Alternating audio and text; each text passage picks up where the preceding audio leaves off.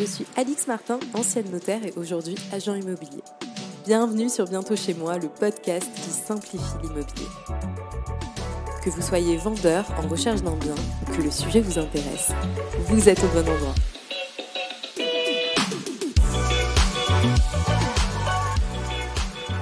Dans l'épisode d'aujourd'hui, nous allons voir ensemble les raisons pour lesquelles faire appel à un agent immobilier peut considérablement faciliter votre expérience immobilière. Et puis, comment choisir ce professionnel. S'il vous plaît, on oublie l'image de l'agent immobilier commercial en costard qui vient frapper à votre porte et qui vous promet de vendre votre maison en 48 heures. Parce qu'un bon agent immobilier, ça sera un acteur indispensable de votre projet. Lorsque vous êtes acquéreur, vous n'avez pas vraiment le choix de l'agent qui va suivre votre dossier, puisque la décision elle est prise par le vendeur. Donc si vous vous rendez compte que l'agent qui suit le dossier, il ne vous apporte pas tous les conseils que vous souhaitez, n'hésitez pas à vous tourner vers votre notaire. Mais en tant que vendeur, quels sont les critères qui permettent de bien choisir le professionnel qui va vous suivre pendant les nombreux mois de la mise en vente ? Mon premier conseil, c'est de choisir une ou plusieurs agences qui correspondent à la fois au secteur géographique de votre bien, mais aussi à sa typologie. Alors concrètement, si vous vendez sur Bordeaux, choisissez une agence spécialisée du secteur ou du quartier dans lequel se situe le bien. Pourquoi ?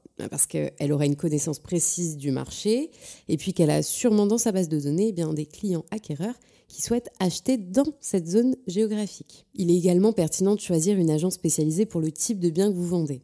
Par exemple, si vous vendez une maison d'architecte, choisissez une agence spécialisée puisqu'elle aura une expertise particulière, notamment sur la valeur. Si vous vendez un appartement pour du locatif, choisissez une agence qui a un carnet de gestion, qui fait de la gestion locative.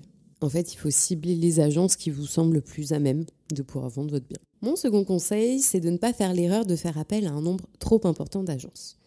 Multiplier les agences en pensant que ça va augmenter vos chances de trouver un acquéreur, non. Non, ça va même faire le contraire. Je vous donne un exemple tout simple.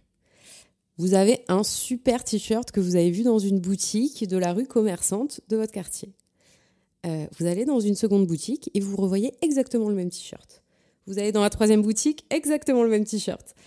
Au bout d'un moment, vous allez vous dire « en fait, il n'était pas si bien que ça, ce t-shirt, peut-être. Parce qu'il est partout. » Et l'intérêt d'une chose à vendre, parfois, elle est aussi dans son exclusivité. Donc, je vous conseillerais même de ne faire appel qu'à une seule agence au début de la commercialisation. C'est ce qu'on appelle un mandat exclusif. Donc, pourquoi ? Déjà parce qu'un mandat exclusif, c'est toujours valorisant pour une agence. Donc, ça montre que le client, il lui a fait pleinement confiance et elle va forcément mettre en avant ce bien plutôt qu'un autre.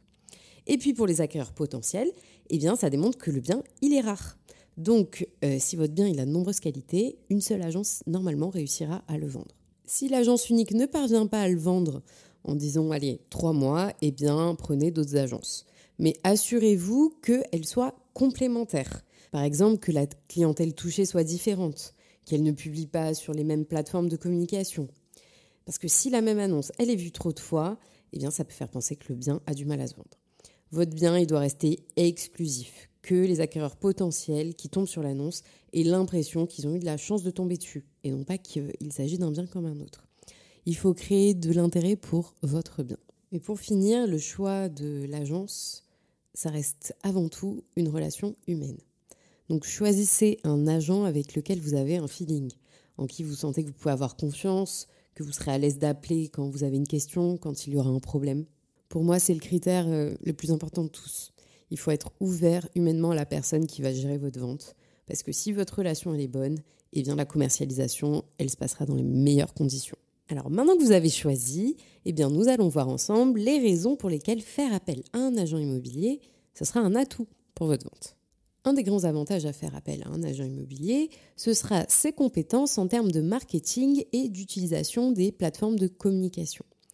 Le budget de ces professionnels, il sera sans comparaison possible avec ce que vous pourriez dépenser dans une vente en direct. Les plateformes telles que Se Loger, Le Figaro, Maison Appartement par exemple, elles sont toutes payantes. Le fait de faire passer en priorité votre annonce par rapport aux autres, c'est payant. L'envoi de mails personnalisés qui proposent votre bien à des acquéreurs potentiels, c'est payant. Certaines agences aussi, elles publient dans des magazines d'annonces où elles possèdent même parfois leur propre magazine. Ces agences, elles ont aussi leur site internet qui est payant et bien référencé. Avec tous ces moyens de communication, bien votre bien il aura beaucoup plus de chances d'être vu par des acquéreurs sérieux. Ensuite, l'agent immobilier, il possède un grand réseau qui se compose d'abord des bases de données de son agence, notamment des clients qui ont appelé pour un projet d'acquisition avec des critères bien précis. Et donc peut-être que votre maison, elle va correspondre à leurs attentes. Son réseau, il se compose également des agences qui collaborent avec lui. C'est ce qu'on appelle de l'intercabinet. En gros, plusieurs agences, elles mettent en lien leurs clients pour élargir leurs chances de vendre. Pour finir, les négociateurs sont souvent des acteurs de leur secteur. Ils pourront donc parler de votre bien à leur entourage ou via leurs réseaux sociaux. Votre conseiller immobilier vous aidera également à rassembler l'ensemble des documents dont le notaire aura besoin. Pour cela, il va étudier les particularités de votre dossier et vous donnera la liste précise des pièces à fournir. Et l'intérêt de regrouper le plus rapidement possible ces documents, c'est qu'une fois qu'on a une offre sérieuse, eh bien, si le dossier il est complet, la prise de rendez-vous chez le notaire pour la signature du compromis, elle sera bien plus rapide. Et puis, plus votre conseiller aura eu d'informations de votre part sur le bien, plus la négociation avec des acquéreurs sérieux sera réussie et elle aura moins de chances d'être remise en cause par la suite par l'arrivée d'éléments qu'on ne connaissait pas. Ce que je veux dire, c'est que votre conseiller, normalement, il saura vous poser les bonnes questions. Alors, à vous d'être sincère ou non. Honnêtement, soyez sincère en tant que vendeur. Parce que je peux vous dire que si ce n'est pas l'agent immobilier qui a les réponses, ça sera le notaire.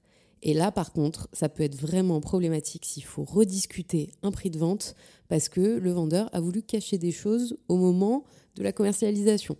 Donc, dites la vérité dès le départ, ce sera bien plus simple. Votre agent, ce sera également le garant de la capacité financière de vos acquéreurs. Alors, comment il va faire ça ? En vérifiant que les futurs acquéreurs ont réellement la possibilité d'acquérir votre bien. Personnellement, je demande toujours une attestation de courtier ou bien un justificatif de la banque afin de justifier de la capacité financière du client. Alors, un épisode sera consacré au financement d'une acquisition immobilière et je vous donnerai donc plus de détails à ce sujet à ce moment-là. Pour finir cet épisode, je dirais surtout que votre agent immobilier, ce sera votre soutien, votre appui durant ces longs mois. Pour certains, ce sera un processus agréable et assez rapide, mais pour d'autres, et pour la majorité, eh bien, des difficultés vont apparaître. Et surtout dans l'état du marché actuel. Donc vous appuyez sur un professionnel qui va régler ces potentielles difficultés.